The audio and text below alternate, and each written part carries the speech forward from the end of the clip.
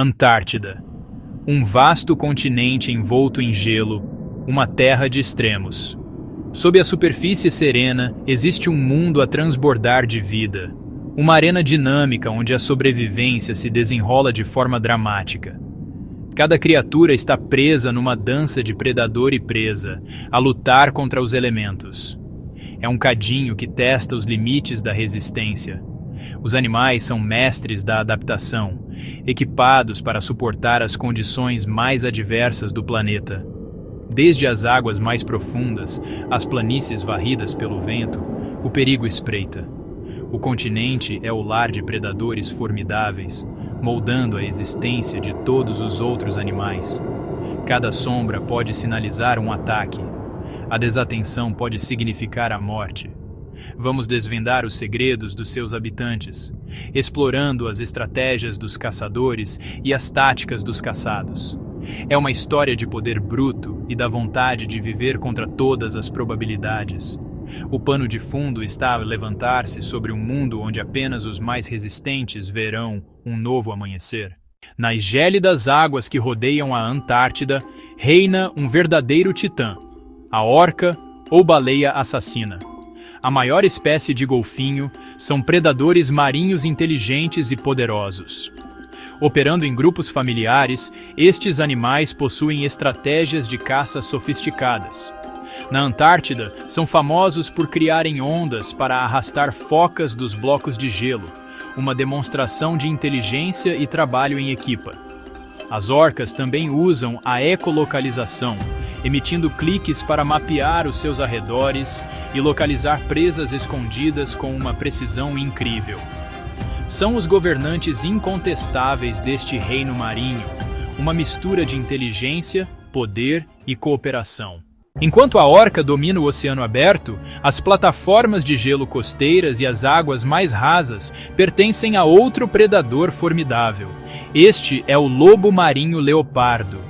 Com seu corpo longo e serpentino e uma cabeça que parece quase reptiliana, é uma criatura feita para a emboscada e a velocidade. O seu nome é bem merecido. O seu pelo salpicado de manchas cinzentas escuras e pretas oferece uma excelente camuflagem contra os padrões mutáveis da luz e do gelo. Ao contrário da orca, que é altamente social, o lobo marinho leopardo é um caçador solitário, um assassino silencioso que patrulha as margens do gelo com uma intenção paciente e mortal, encarnando a eficiência implacável necessária para sobreviver sozinho neste ambiente hostil.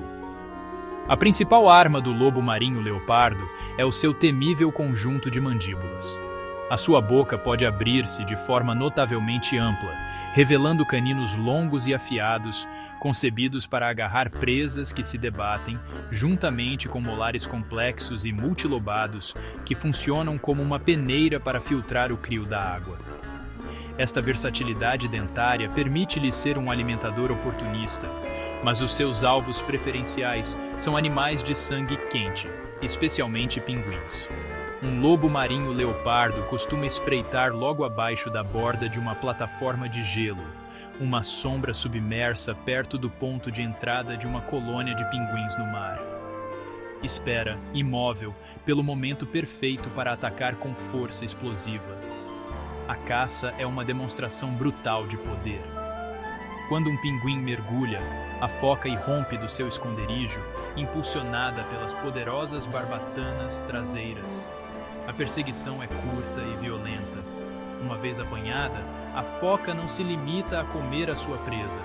Muitas vezes, esfrega o corpo do pinguim repetidamente contra a superfície da água.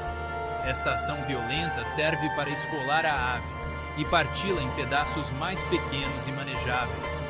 É um espetáculo chocante, no entanto, é um método altamente eficaz para este predador solitário processar uma refeição grande rapidamente, minimizando o risco de o seu prêmio ser roubado por outros necrófagos.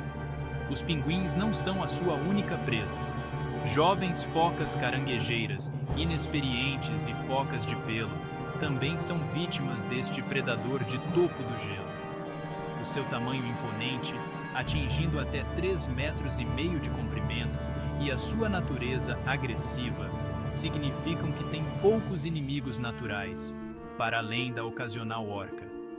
Para qualquer criatura que se aventure na água a partir da costa antártica, o lobo marinho leopardo representa a ameaça mais imediata e aterrorizante. É um caçador solitário, paciente e implacavelmente eficiente, perfeitamente adaptado ao seu papel de guardião ameaçador das águas rasas. Bem abaixo da superfície iluminada pelo sol, mundo de focas e pinguins, na escuridão esmagadora do oceano profundo, outro predador gigante caça. Esta é a cachalote, a maior baleia dentada do planeta. Embora frequentemente vista em águas mais quentes, grandes machos migram para as regiões polares do Ártico e da Antártida para se alimentar. São mestres do abismo, capazes de mergulhar a profundidades de mais de 2.000 metros e prender a respiração por até 90 minutos.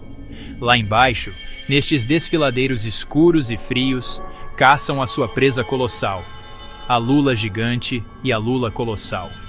A cachalote é construída para este ambiente extremo. O seu corpo é uma maravilha de engenharia biológica. Uma cabeça enorme, em forma de bloco, constitui quase 1/3 do seu comprimento corporal e contém uma substância única chamada espermacete. Os cientistas acreditam que este óleo ceroso ajuda a baleia a controlar a sua flutuabilidade durante os seus mergulhos profundos e também pode funcionar como uma lente sonora massiva, focando seus poderosos cliques de ecolocalização. Estes cliques estão entre os sons mais altos produzidos por qualquer animal, fortes o suficiente para atordoar ou até matar as suas presas a curta distância, uma arma sônica usada na escuridão total do mar profundo. As batalhas que ocorrem nestas profundezas abissais são lendárias. São lutas titânicas que raramente ou nunca são testemunhadas por olhos humanos. A nossa única evidência vem das cicatrizes que sulcam a pele de muitas cachalotes. Estas marcas, frequentemente na forma de grandes feridas circulares e longos arranhões, são os troféus de batalha deixados pelas ventosas e bicos de lulas gigantes a lutar pelas suas vidas. É um conflito entre dois dos maiores habitantes do oceano, um duelo primordial travado num mundo de imensa pressão e escuridão absoluta, muito além do nosso alcance. Para a cachalote, estas perigosas viagens ao abismo são essenciais para a sobrevivência. As águas da Antártida são ricas nas grandes lulas de que precisam para sustentar os seus corpos enormes. Um único macho grande pode consumir quase 1 tonelada de comida por dia. O seu papel como predador de topo no ecossistema de águas profundas é crucial, influenciando as populações destes misteriosos cefalópodes das profundezas. A cachalote é uma verdadeira rainha das profundezas, uma criatura de imensa escala e poder, realizando mergulhos épicos para caçar presas monstruosas num reino quase tão alienígena para nós como o espaço exterior. O perigo na Antártida não vem apenas da água, ele também desce do céu. A escua polar do sul é o predador aviário mais formidável do continente, uma ave marinha grande e agressiva, muitas vezes descrita como uma pirata alada. Com uma envergadura larga, um pescoço grosso e um bico afiado e recurvado, a escua está preparada para a agressão e o conflito. É, honestamente, uma caçadora audaz e astuta, uma oportunista que dominou a arte da sobrevivência ao predatar as vulnerabilidades dos seus vizinhos. Durante o breve verão antártico, estas aves tornam-se o terror das colônias costeiras de reprodução. As escuas são implacáveis e estratégicas nos seus ataques. São notórias por visarem os ovos e os pintainhos das colônias de pinguins. Muitas vezes, trabalhando em pares, uma escua distrai um pinguim adulto, atraindo-o para longe do seu ninho com ataques simulados e chamamentos altos. Enquanto o progenitor está ocupado, a segunda escua entra em cena com a velocidade de um raio para roubar um ovo desprotegido ou um pintainho indefeso, É uma estratégia cruel, mas altamente eficaz, um roubo coordenado que garante que os seus próprios juvenis terão comida suficiente para sobreviver às condições adversas e voar antes que o inverno regresse com o seu aperto gelado. A sua pirataria não se limita às colônias de pinguins. As escuas são também cleptoparasitas, o que significa que são especialistas em roubar comida de outras aves. Elas perseguem outras aves marinhas, como os petréis e os andorinhos do mar, perseguindo-os implacavelmente pelo ar até que a ave mais pequena seja forçada a regurgitar a sua refeição de peixe ou krill recém-capturada. A escua, com a sua agilidade aérea superior, mergulha então para apanhar a comida roubada antes mesmo que ela atinja a água. Este comportamento poupa-lhes a energia de caçar por si próprias e demonstra o seu domínio nos céus acima das costas antárticas. A natureza agressiva da escua torna-a uma criatura a ser respeitada e até temida. Elas defendem ferozmente os seus próprios ninhos, atacando qualquer animal, incluindo humanos, que se aproxime demasiado. Os seus bicos afiados podem infligir ferimentos dolorosos. Estas aves não são apenas necrófagas, são predadores ativos e inteligentes que desempenham um papel significativo no ecossistema costeiro.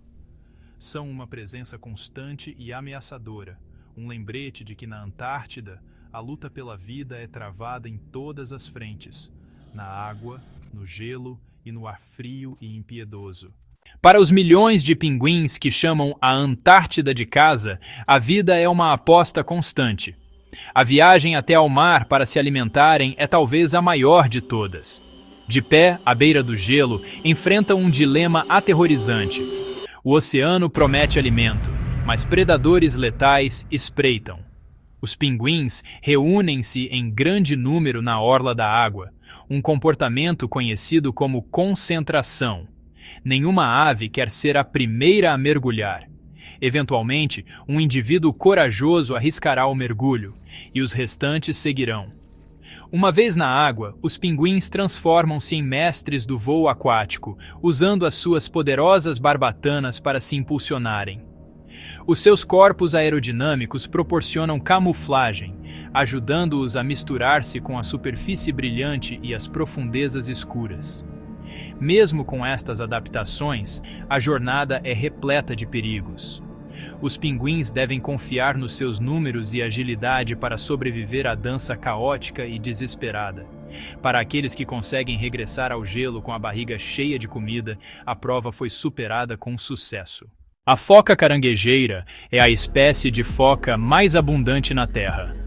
Apesar do nome, alimenta-se quase exclusivamente de krill antártico, que filtra da água usando dentes únicos. A foca caranguejeira é um alvo primário para a orca e a foca leopardo.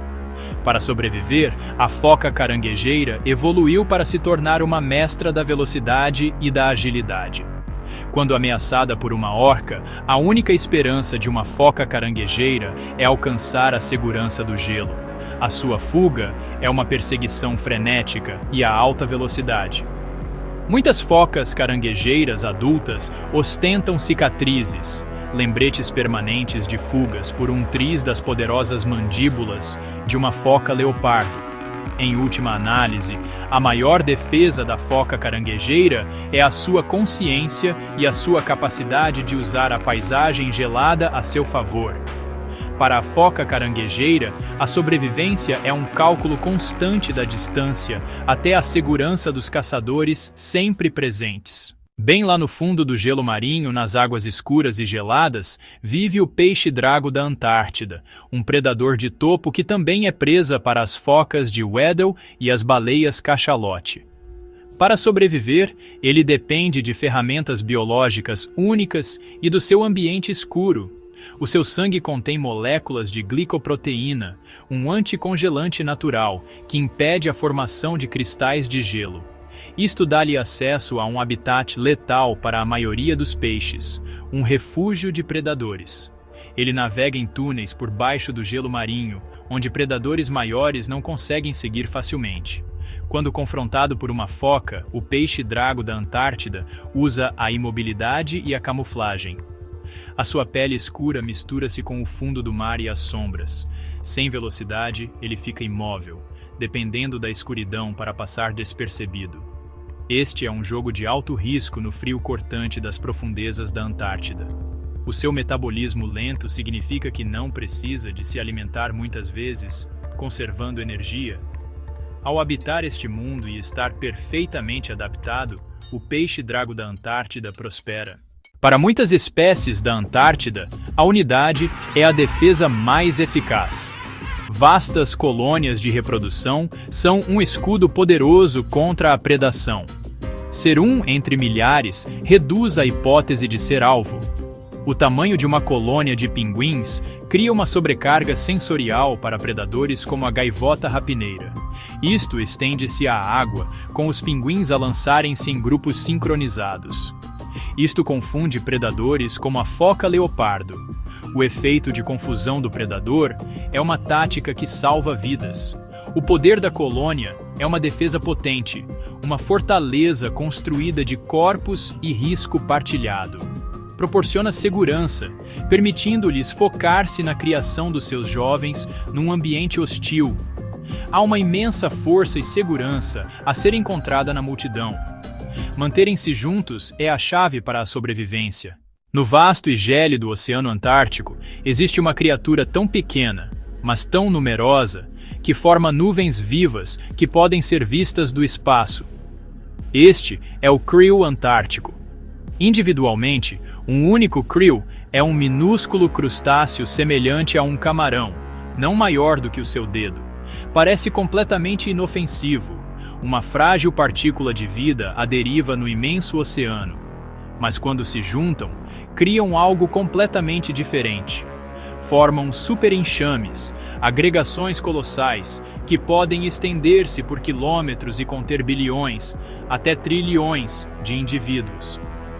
Esta massa coletiva é tão densa que tinge o oceano de um rosa avermelhado, criando uma entidade viva e pulsante de imensa escala. Este enxame não é um predador no sentido tradicional. Não caça com dentes ou garras. No entanto, a sua existência representa um perigo único e profundo para todo o ecossistema antártico. A enorme biomassa de um enxame de krill pode alterar fundamentalmente o ambiente marinho local. Ao alimentarem-se de fitoplâncton microscópico, consomem vastas quantidades desta vida fundamental, esgotando a água da própria base da cadeia alimentar. Isto pode criar zonas de escassez para outros pequenos organismos que dependem da mesma fonte de alimento. O seu apetite coletivo é uma força da natureza, um consumo avassalador que se propaga pelo delicado equilíbrio do oceano. O perigo do enxame é também de perturbação. A intensa concentração de vida pode levar à desoxigenação na água circundante. À medida que trilhões de krill respiram, consomem coletivamente oxigênio dissolvido, criando áreas onde outras formas de vida marinha podem ter dificuldade em sobreviver. Este efeito, combinado com os seus produtos residuais, altera a própria química da água que habitam. Por um curto período, o enxame torna-se uma zona móvel e devoradora que altera o habitat por onde passa, uma força temporária mas poderosa que pode tornar a água inóspita para outras criaturas presas dentro dos seus imensos e movediços limites. Além disso, o próprio enxame de krill representa uma atração fatal. A sua densidade atrai predadores de todas as direções, criando zonas concentradas de intensa atividade de caça. Baleias, focas, pinguins e peixes convergem todos para estes enxames numa frenesi alimentar. Isto torna a área em torno de um enxame um dos lugares mais perigosos para qualquer animal de presa individual. A presença do krill cria um vórtice de predação, um campo de batalha caótico onde as chances de ser apanhado aumentam dramaticamente. Desta forma, o inofensivo krill, devido aos seus enormes números, torna-se o epicentro do perigo.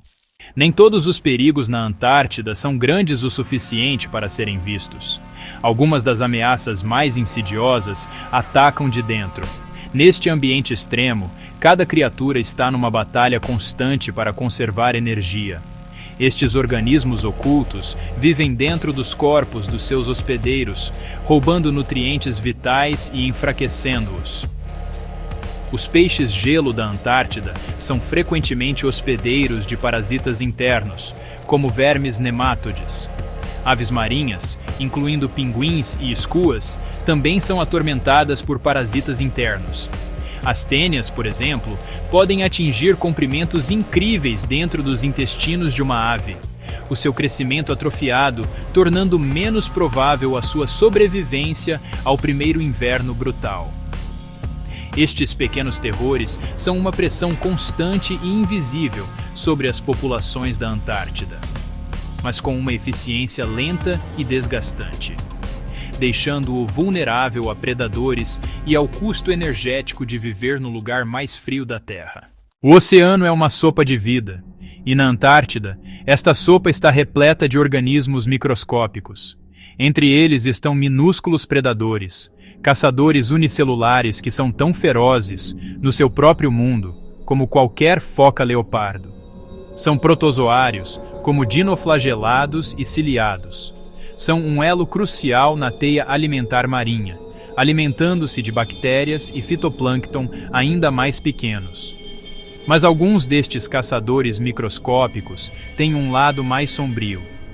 Sob certas condições, podem multiplicar-se rapidamente, criando o que é conhecido como uma floração algal nociva, ou maré vermelha, embora nem sempre seja vermelha. Estas florações podem ser incrivelmente perigosas. Algumas espécies de dinoflagelados produzem toxinas poderosas como mecanismo de defesa. Quando estes organismos florescem aos milhões, a concentração destas toxinas na água pode atingir níveis letais. Estas neurotoxinas podem ser absorvidas por filtradores como o krill e outros pequenos zooplânctons. Embora o krill possa não ser prejudicado, as toxinas acumulam-se nos seus corpos.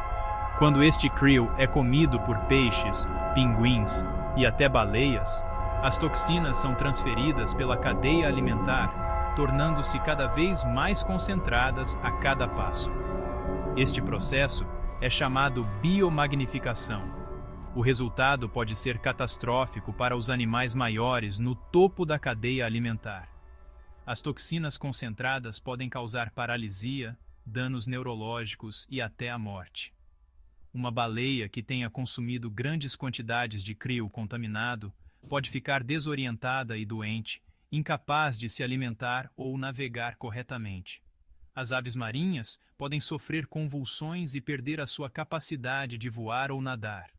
Estes predadores microscópicos, completamente invisíveis a olho nu, podem derrubar os maiores animais da Antártida sem nunca fazerem contato físico. É uma guerra química silenciosa, travada em grande escala. Mesmo quando não produzem toxinas, estas florações podem ser perigosas de outras formas. À medida que a floração acaba por morrer, a decomposição de bilhões de células mortas por bactérias consome enormes quantidades de oxigênio da água. Isto pode criar vastas zonas mortas, áreas do oceano onde os níveis de oxigênio são demasiado baixos para que peixes e outras formas de vida marinha sobrevivam. Estes predadores microscópicos, através dos seus ciclos de vida e morte, têm o poder de envenenar a teia alimentar e sufocar o oceano, demonstrando que na Antártida, mesmo as mais pequenas criaturas podem exercer um poder imenso e mortal. A teia alimentar antártica é enganosamente simples. O krill alimenta-se de fitoplâncton e quase tudo o resto alimenta-se de krill. Mas perigos ocultos espreitam lá dentro. Poluentes como metais pesados e químicos persistentes, vindos de longe, acumulam-se à medida que sobem na cadeia alimentar. Estas toxinas enfraquecem os animais com o tempo, perturbando hormonas e sistemas imunitários, tornando-os mais vulneráveis a doenças e estresse. As doenças são outra ameaça invisível. Em colônias apinhadas, os vírus podem espalhar-se rapidamente, devastando gerações inteiras. Patógenos chegam através de aves migratórias ou correntes oceânicas, explorando as comunidades unidas de focas e pinguins. Estas ameaças, poluentes e doenças, são predadores silenciosos, explorando as próprias ligações que sustentam a vida aqui. Para os animais antárticos, a sobrevivência significa lutar não só contra o frio e os predadores visíveis, mas também contra os perigos invisíveis que os afetam por dentro. A luta é tanto interna quanto externa. A maior ameaça da Antártida não é um predador, é a fome. A terra é um deserto gelado. O alimento só é encontrado no oceano. Os animais têm de viajar constantemente entre terra e mar, arriscando energia e vida. Os pais pinguins imperador jejuam durante meses, dependendo da gordura armazenada, enquanto esperam pelo regresso das suas companheiras. Para os animais jovens, uma única caçada falhada pode significar a morte. Não há segundas oportunidades no gelo. A fome é um predador constante e silencioso, ceifando os mais fracos e inexperientes. Todo o ecossistema depende da frágil ligação entre terra e oceano. Qualquer perturbação, o degelo, as correntes em mudança, pode inclinar a balança para a catástrofe. Neste deserto branco, a sobrevivência é uma batalha diária contra a fome. A força mais letal da Antártida é o vento catabático, ar frio e denso que desce do planalto a velocidades de furacão. Estes ventos podem fazer as temperaturas descerem a níveis mortais, dissipando o calor corporal em minutos. Mesmo os animais mais isolados têm de se aconchegar uns aos outros ou perecer. O vento transforma a neve numa tempestade cegante e abrasiva, apagando todo o sentido de direção. Animais apanhados sozinhos podem perder-se, sucumbindo à exaustão e ao frio. A própria paisagem é moldada por estes ventos, criando obstáculos traiçoeiros. O vento catabático dita onde e quando os animais se podem mover, reproduzir e sobreviver. Na Antártida, até o ar pode matar. O gelo é na Antártida tanto um refúgio como uma armadilha. Move-se constantemente, partindo-se e deixando animais isolados, longe de casa. Pinguins e focas têm de navegar por fendas escondidas e cristas de pressão irregulares. Um passo em falso pode ser fatal. O gelo marinho pode prender mamíferos que respiram ar debaixo de um teto ininterrupto, transformando uma procura por alimento num labirinto mortal. Até os icebergs são perigosos, rolando ou partindo-se sem aviso. A própria fundação da vida aqui é instável, exigindo vigilância constante. Cada jornada através do gelo é um jogo com a sobrevivência. Na Antártida, o chão debaixo dos seus pés nunca é verdadeiramente seguro. O regresso do sol traz vida e perigo. A luz do dia sem fim desencadeia um surto de produtividade, mas a luz solar intensa e refletida causa cegueira da neve e danos na pele. Os olhos dos animais e a pele exposta são vulneráveis à dura radiação UV. O calor do sol pode derreter o gelo marinho demasiado cedo, deixando os pinguins jovens encalhados antes de estarem prontos para a água. A própria força que alimenta a vida também a pode destruir, desequilibrando este mundo frágil. As adaptações ajudam, mas o estresse da exposição constante cobra o seu preço. Na Antártida, até o sol é uma faca de dois gumes. Sobreviver significa respeitar tanto os seus dons como os seus perigos. A Antártida é uma terra de extremos, beleza e brutalidade, vida e morte. Cada criatura aqui enfrenta um teste implacável: predadores, frio, fome e ameaças invisíveis. A sobrevivência depende do instinto, da adaptação e, por vezes, de pura sorte. O mais pequeno erro ou uma mudança súbita no ambiente podem ser fatais. No entanto, os animais que resistem são maravilhas da evolução. Cada um testemunho de resiliência. Aqui, a luta pela existência é crua e interminável. A Antártida continua a ser uma das últimas fronteiras selvagens da Terra, onde o drama da vida se desenrola na sua forma mais pura. Neste mundo gelado, a sobrevivência é o maior triunfo de todos.